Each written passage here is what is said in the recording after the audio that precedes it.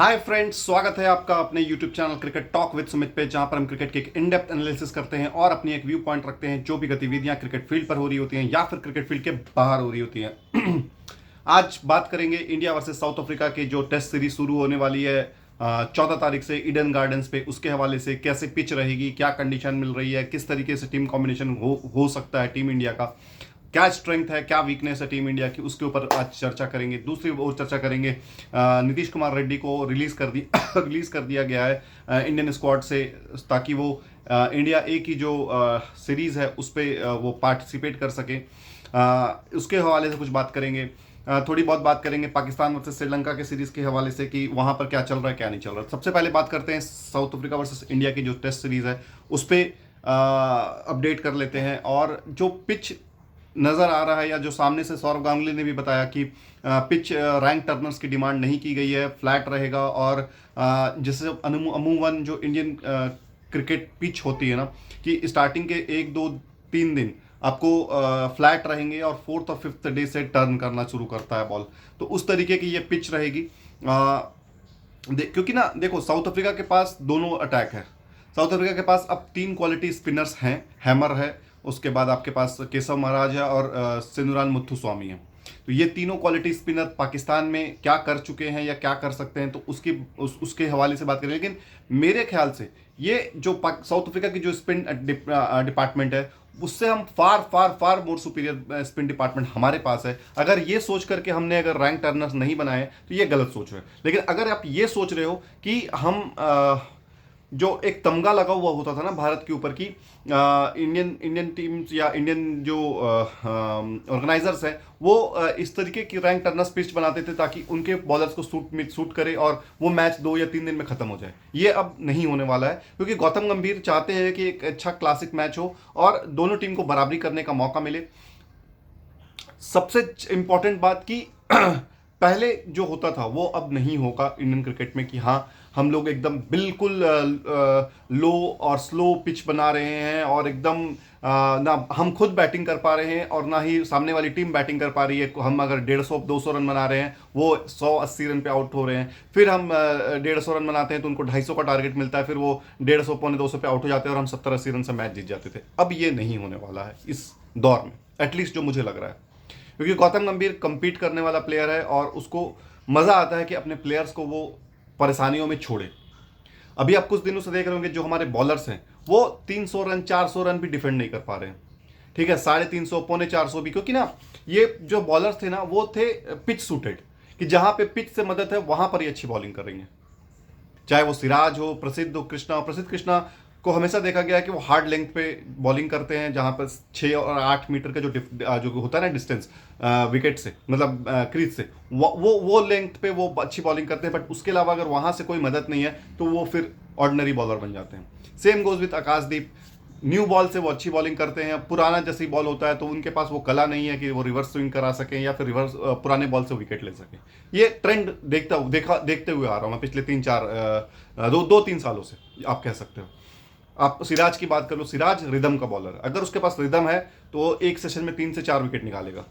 Rhythm नहीं है तो वो मतलब रन नहीं देगा, लेकिन आपको विकेट भी लेके नहीं देगा। वो एफर्ट्स पूरी मारेगा, वो जान पूरी मारेगा। इंडिया में 2 या 3 बॉलर ऐसे थे एक समय पे जहां पर हम पिच को ना मतलब आउट ऑफ द इक्वेशन कर देते थे। हमें फर्क नहीं पड़ता कैसी पिच है। हमारे जो पेसर्स हैं, पेसर्स लाइक जसप्रीत बुमराह हो गए, पेसर्स लाइक मोहम्मद सामी हो गए, पेसर्स लाइक आपके समटाइम्स उमेश यादव, आप उस पर कंसिडर कर सकते हो। क्योंकि ये ऐसे पेसर थे कि इनको फर्क नहीं पड़ता था कि कैसी पिच है, मदद है कि नहीं है। ये अपने जो स्किल है ना उस पर ये लोग विकेट निकालते थे। बॉल अगर कुछ नहीं हो रहा है तो रिवर्स स्विंग से निकालेंगे, कुछ हो रहा है तो फिर यॉर्कर्स पे आते हैं, मतलब बॉल अगर कुछ भी नहीं हो रहा फिर यॉर्कर्स पे ट्राई करेंगे, ये वहां से 1-2 विकेट निकालेंगे ये। उसके बाद तो फिर लाइन लग जाती है। तो ये जो चीज़ है ना, ये चीज़ अब मिसिंग है इस टीम में। और अगर आप अपने स्किल्स पे काम नहीं करोगे तो आप 400 क्या 500 क्या 600 क्या जितने भी रन बना लो, आप डिफेंड नहीं कर सकते। आप इंग्लैंड में देखो, आप 370 चेज हुए हैं, ओवल में आप बच गए। ठीक है, 417 रन। अभी सीओई में जो सेंटर ऑफ एक्सीलेंस है बेंगलुरु का जो पिच है, वहां पर हम 417-415 रन पिटे हैं। तो बॉलर्स जो है हमारे आज के डेट में वो पिच फ्रेंडली हो गए। पिच से मदद है तो सब कुछ करेंगे, सब कुछ होगा, पिच से मदद नहीं है तो फिर फ्लैट हो जाते हैं वो। ये यहां पे सुधार करने की जरूरत है, और यहां पे मैं रगड़ूंगा मॉर्नी मॉर्कल को। बस आप बॉलिंग कोच हो, क्या कर रहे हो आप, कहां पर आप इंप्रूवमेंट दे रहे हो, या कहां पे आप उसको बता रहे हो कि ये चैनल पे बॉलिंग करना है, यहां से भी रन भी पिटते हैं तो हम मुझे फर्क नहीं पड़ता। ये कोच का काम है कि उसको क्या चाहिए, कैसा सिचुएशन डिमांड कर रहा है, किस तरीके की बॉलिंग करानी है, किस तरीके का उसको, जैसे बैट्समैन का होता है ना, बैट्समैन का होता है कि हाँ अगर 10 रन है, उस 10 ओवर है और पूरा दिन का गेम निकालना है तो किस तरीके की बैटिंग करोगे, उस तरीके की बैटिंग करके दिखाओ। विकेट गिर गई है 2-3 ऊपर से तो आपको स्टेबिलिटी लानी है, उस तरीके की बैटिंग करके दिखाओ। ओडीआई और T20I में उल्टा हो जाता है कि आपको 2 ओवर में 30 रन चेस करना है, उस तरीके की आप प्रैक्टिस करके दिखाओ। तो ये सारी चीजें ना बॉलिंग कोच का बहुत ज्यादा इंपॉर्टेंट हो जाता है। वो मेरे को समझ में नहीं आ रहा है कि मॉर्नी मॉर्कल कर क्या रहा है। सिर्फ गौतम गंभीर की छत्र छाया में पल पस रहे हैं, मतलब, और जो बॉलर अच्छा है ना उसको ट्राई ना करके बाकी सभी को ट्राई कर रहे हैं। अर्शदीप आपको दिखाया कि 2 20-20 से आप जो ऑस्ट्रेलिया में जीते हो वो अर्शदीप की बदौलत जीते हो। ठीक है, वो ऊपर से कमर तोड़ देता था ऑस्ट्रेलिया की, और आप जबरदस्ती हर्षित राणा को खिलाए हुए हो। जो अच्छा बॉलर है उसको पिक करो, उसको खिलाओ, उसको मौका दो, वो और स्टार बनेगा। अगर आप उसको बिठा दोगे बेंच पे और आप ये सोचोगे कि इसको, ये तो अच्छा सीनियर प्लेयर है, इसको इसको बेंच पे बिठाते हैं और न्यू को ट्राई करते हैं, तो न्यू भी आपका वैसे ही मार खाएगा, और जो पुराना वाला है जिसको एक्सपीरियंस है उसको, उस पर कोई बेहतरी नहीं आने वाली। इसको आप ऐसा समझ लो। मैं अगर अच्छा स्कोर कर रहा हूं और मेरे को एग्जाम देने का मौका ही नहीं मिलेगा, बोलेगा नहीं तुम तो अच्छा पढ़ते हो, तुमको एग्जाम देने की क्या जरूरत है, तुम घर बैठो, और जो नहीं पढ़ा लिखा है उसको आप भेज दोगे एग्जाम देने के, तो क्या क्या क्या क्या रिजल्ट आएगा? यही रिजल्ट हो रहा है। कुलदीप यादव क्यों बेंच पे बैठने पे मजबूर हो जाता है? रवि गौतम गंभीर से ये सारे सवाल हुए हैं, आपके बीसीसीआई के जो इंटरव्यू लिया गया है कि क्यों अर्शदीप को मौका नहीं मिलता है और हर्षित राणा को मौका मिल रहा है, क्यों कुलदीप यादव को मौका नहीं मिलता है समटाइम्स इन टेस्ट क्रिकेट। अब जाकर के जब अश्विन रिटायर हुए हैं तब उनको थोड़ा सा मौका मिल रहा है खेलने का। Same goes with our spinners. उनको पता ही नहीं है कि, क्योंकि ना देखो, अक्सर वॉसी और अक्षर हो गया, वॉशिंगटन सुंदर हो गया, और आपका वरुण चक्रवर्ती, ये तीनों T20I ODI खेल रहे हैं। इनको अब आप टेस्ट में लाओगे तो वो जल्दी से अडेप्ट नहीं कर पा रहे। उनको नहीं पता कि किस तरीके से विकेट को परचेस किया जाता है टेस्ट क्रिकेट में। इनको ये लगता है ना कि विकेट बैट्समैन थ्रो कर देता है और हमको मिल जाता है। यहां पे टेस्ट क्रिकेट में विकेट को परचेस करना होगा। जब आपकी अच्छी टीम आपके पास आएगी ना, तो आपको यह बात समझ में आती है कि मेरे को उसको सोच करके आउट करवाना है। कभी कभी ऐसा होता था, देखे हो आपने कि मुरलीधरन बॉलिंग कर रहा है, सब कॉन्टिनेंट की पिच है, कभी उसने आधे घंटे के अंदर 8 विकेट निकाल दिए, और कभी उसको 2-2 घंटे तक विकेट नहीं मिलती थी। तो उसको पता होता था कि ये बैट्समैन के साथ मेरा टसल चल रहा है, और इस बैट्समैन को मैं प्रेशराइज करके, इस बैट्समैन को मैं पेशेंस लूज करवा करके आउट करूंगा। ये होता बॉलर्स की स्किल, जो इन बॉलर्स को सीखने की जरूरत है। लेकिन अब सब 30-30 प्लस के हो चुके हैं, चाहे वो कुलदीप हो, चाहे वो अक्षर हो, चाहे वो जडेजा हो। जडेजा तो फिर भी चलो ठीक है, वो समझ में आता है उसको कि किस तरीके से बॉलिंग करनी है, किस तरीके से बैट्समैन को परचेस किया जाता है, उसको पता है ये बात। तो इंडियन टीम जो कॉम्बिनेशन अब बना रही है, मुझे जैसा लग रहा है कि ये जो पिच को देखते हुए कि Siraj and Jasprit Bumrah both will play, 3 spinners होंगे हमारे पास, उसमें से एक अजय जडेजा का, रविंद्र जडेजा कंफर्म है, अक्षर पटेल कंफर्म होंगे, वॉशिंगटन सुंदर कंफर्म होंगे, और आपके कुलदीप यादव कंफर्म होंगे। क्योंकि वॉशिंगटन सुंदर बैटिंग में आपको उस तरीके का एक एश्योरिटी देता है जिस तरीके का अक्षर पटेल नहीं दे पा रहा है। Akshar Patel is more like a hard hitting batsman, but Washington Sundar is like more like a test batsman, जो वो थोड़ा सा पेशेंस ले करके खेलता है, अच्छे बॉल्स को मारेगा, अच्छे बॉल्स को पिक करता है, उसके बाद वो अपना बल्ला चलाता है। वो हर बॉल को मारने नहीं जाता। ये उसमें एक अच्छी बात मेरे को लगती है, लेकिन उसको एज ए बॉलर बहुत इंप्रूव करने की जरूरत है। Akshar as a bowler he is very good, but as a batsman dibbly dobbly है वो। मतलब चल गया तो 20-30-40 रन बना लेगा, लेकिन वो अपना विकेट को थ्रो करके निकल आएगा। लेकिन वॉशिंगटन सुंदर के साथ ऐसा नहीं है। वॉशिंगटन सुंदर अपना विकेट कभी थ्रो नहीं करता, वो अपना एक प्राइस टैग लगाता है कि बॉस मेरे को आप यहाँ से आउट करोगे तभी मैं जाऊंगा, मैं अपने से आउट नहीं हो रहा हूँ। ये चीज़ है। तो उस क्राइटेरिया में आप देखोगे तो 3 स्पिनर हमारे लॉक्ड हैं, रविंद्र जडेजा, वाशिंगटन सुंदर और आपके पास कुलदीप यादव। और अगर वाशिंगटन सुंदर खेलता है तो एक वैरायटी अलग से आता है, एक ऑफ स्पिनर आपको मिल जाता है। साउथ अफ्रीका में 2-3 लेफ्ट हैंडर्स हैं जिसको वो ट्रबल कर सकता है। ठीक है, तो 3 ये हो गए हमारे और 2 हमारे बॉलर हो गए, 5 ये हो गए, 6 अब बचते हैं हमारे बैट्समैन, जो कौन खेलेगा कौन नहीं खेलेगा। तो केएल राहुल और यशस्वी जायसवाल ये तो फाइनल है। तीसरे नंबर पे साई सुदर्शन फाइनल है। चौथे नंबर पे शुभमन गिल फाइनल है। अब 5वें नंबर पे पंत ऑलमोस्ट फाइनल है। 6वें पे अब यहाँ पर ध्रुव जुरेल खेलता है या किसी और को मौका मिलता है। मेरे ख्याल से ध्रुव जुरेल को यहाँ पे जाना चाहिए। इंडिया को दोनों विकेट कीपर के साथ जाना चाहिए। ध्रुव जुरेल एज ए बैट्समैन खेल सकता है, उसने ये शो करके दिखाया है, जब भी उसको मौका मिला है वो परफॉर्म किया है। और मेरे हिसाब से ना बैट्समैन वही है जो जरूरत हो और तब खेले, वो बैट्समैन है।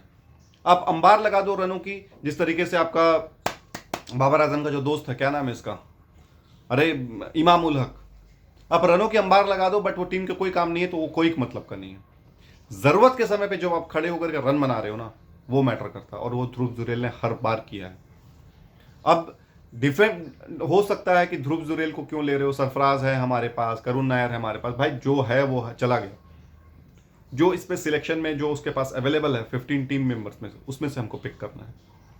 I will be very harsh for अक्षर पटेल कि अक्षर पटेल को भी टीम में मौका मिलना चाहिए, बट वो किस जगह पे खेलेगा ये श्योरिटी नहीं है, क्योंकि ध्रुव जुरेल को बिठा के अक्षर पटेल को खिलाना, ये मेरे को समझदारी नजर नहीं आ रही है, क्योंकि फिर ऑलराउंडर से ये टीम भर जाएगी। 4-4 ऑलराउंडर्स नहीं चाहिए टीम में।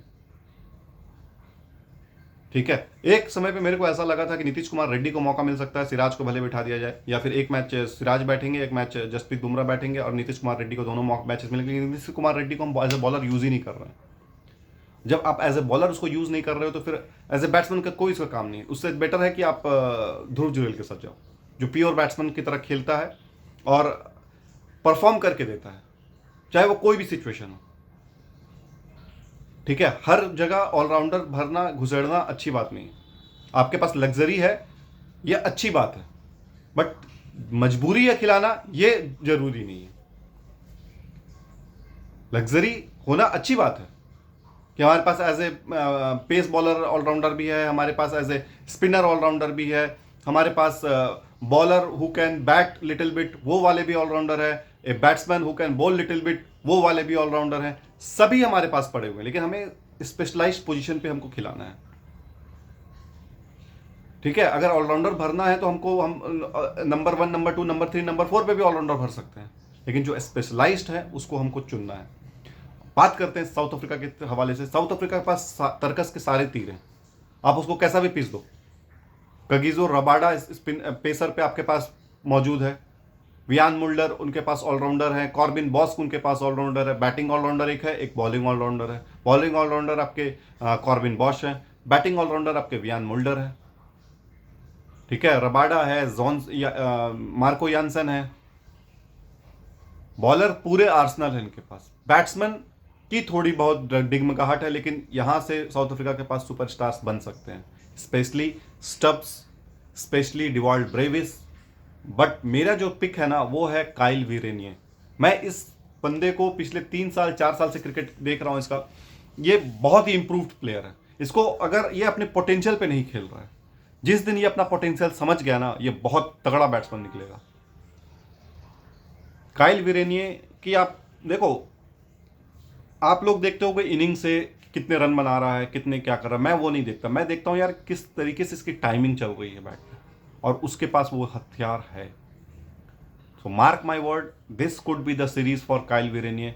अगर टीम इंडिया उसको लाइटली लेती है, 5वें नंबर पे 6वें नंबर पे बैटिंग करने आएगा, और वहां पर इंडियन टीम लाइटली लेती है, तो ये आपको क्विक फायर 70, 80, 90 करके निकल जाएगा और वहां पे हीरो बन जाएगा। तो उनको चलने नहीं देना है, वरना वो बैट्समैन जो है ना वो तहस नहस भी कर सकता है। तो ये रहेगा साउथ अफ्रीका का कॉम्बिनेशन। कल हम कुछ और बातें करेंगे पाकिस्तान वाली सीरीज। पाकिस्तान में भी बम धमाका हुआ है, और लग रहा है कि श्रीलंका वाली जो सीरीज चल रही है उस पर बादल रद्द होने के कगार पे चल रही है, बट मेरे ख्याल से ऐसा कुछ नहीं होगा। श्रीलंकन टीम मैच्योर है, और लास्ट टाइम भी उन्हीं पे अटैक हुआ था, तो वो थोड़ा सा कॉशियस होंगे, लेकिन पाकिस्तान की जो सिक्योरिटी फोर्स है वो इंश्योर जरूर कराएगी कि यहाँ पर इस तरीके से कुछ भी ना हो। और जो सीरीज़ है वो कंटिन्यू रहे। कल दूसरा ओडीआई खेला जाना है। पहला ओडीआई पाकिस्तान जीता, बट जिस तरीके से जीता ना वो देख करके मज़ा नहीं आया। मतलब एक समय पे श्रीलंका क्रूज कर रही थी, पाकिस्तान ने उसको बाजी पलटी और 7 विकेट गिरा दिया था और 80-90 रन के आसपास रन चाहिए थे। बट वहाँ से हसरंगा बैटिंग कर करके लास्ट को 5 या 6 रन पे लेके जाता है। तो श्रीलंका की भी तारीफ है, क्योंकि वो एक समय पे मैच से बिल्कुल आउट हो चुके थे, वापसी कराया हसरंगा ने और टीम को जिताने के पोजीशन पे लाया। पाकिस्तान का उल्टा था कि पाकिस्तान पहले हार रहा था, वन साइडेड लग रहा था कि मैच खत्म हो जाएगा जब ओपनर्स चल रहे थे उनके, और उसके बाद फिर लगा कि पाकिस्तान ने वापसी की। उसके बाद वापसी करने के बाद फिर से पाकिस्तान ने वो जो कंट्रोल है, जो ग्रिप है, उसको लूज किया। तो ये सारी चीज़ों को दरकिनार करनी होगी। वहाँ से उसका एक पगलेट है मिस्टर हारिस राउफ, वो बोलते हैं कि मैं रॉबर्ट थोड़ी हूँ हर मैच जिताऊंगा। यार तुमको किस लिए रखा गया टीम में? आपको हर मैच जिताने के लिए रखा गया है,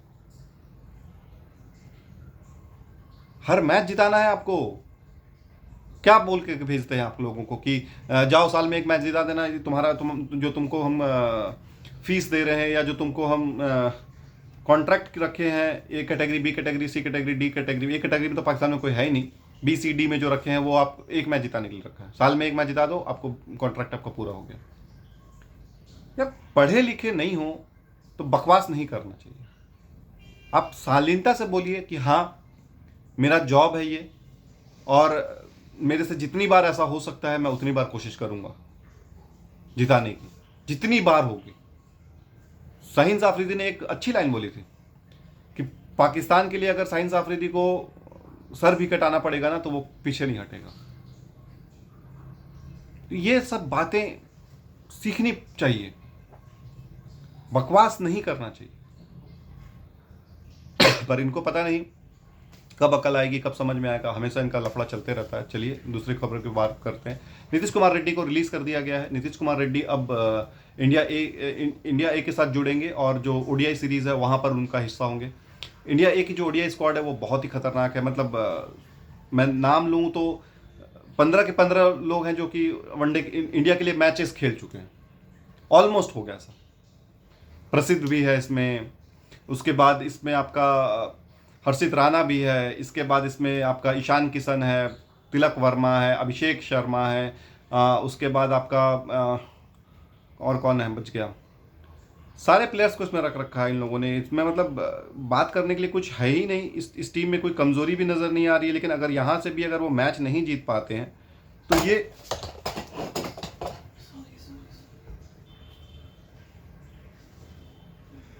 चलो उठो और खाना निकालो।